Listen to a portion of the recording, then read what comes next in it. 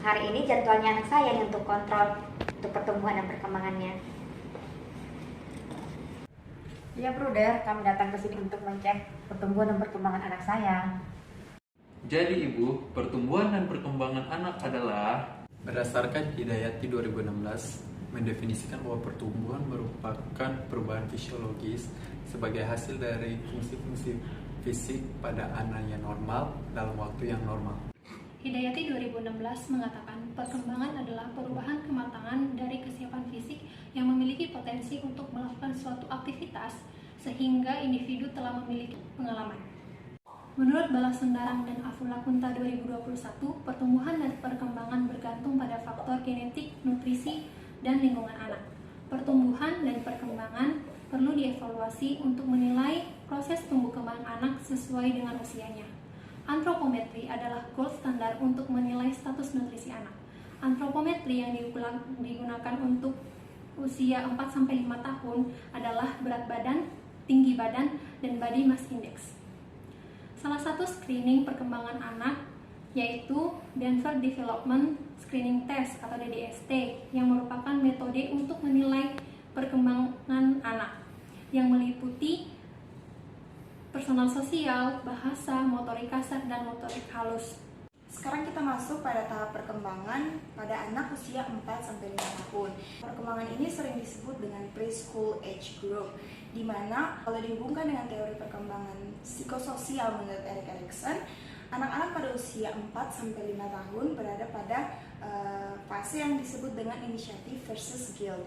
Nah, anak-anak akan berimajinasi. Nah, mereka akan membuat percobaan-percobaan yang baru sehingga mereka akan menggunakan imajinasi mereka.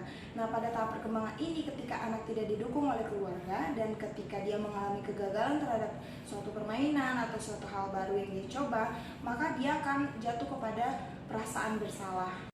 Jadi Ibu, kami akan menilai pertumbuhan dan perkembangan anak Ibu menggunakan Denver. Nah, berikut ini aspek-aspek yang dinilai berdasarkan Denver.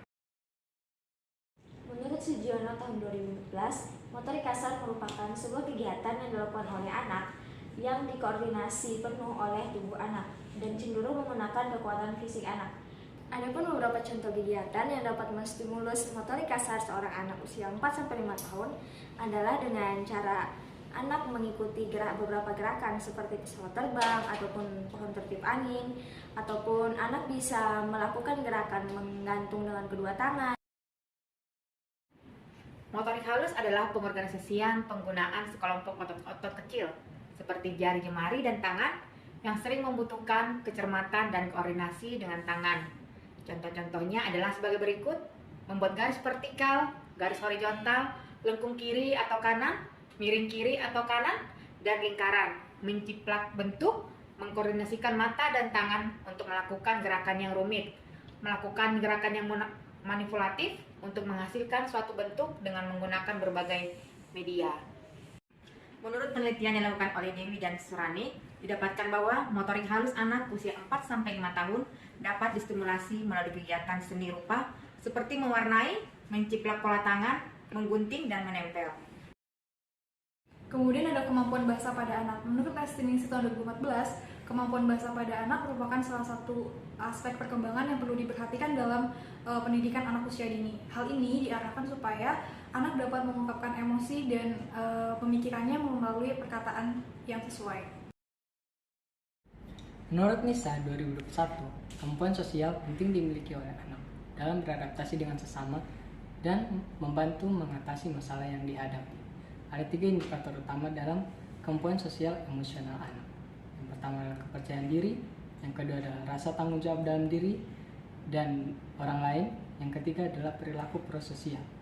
Cara menstimulusnya adalah dengan mengajak anak bermain di luar rumah, mengajak anak untuk bermain dengan teman sebaya, serta bercerita dengan anak, dan membantu anak agar mempererat hubungan dengan keluarga.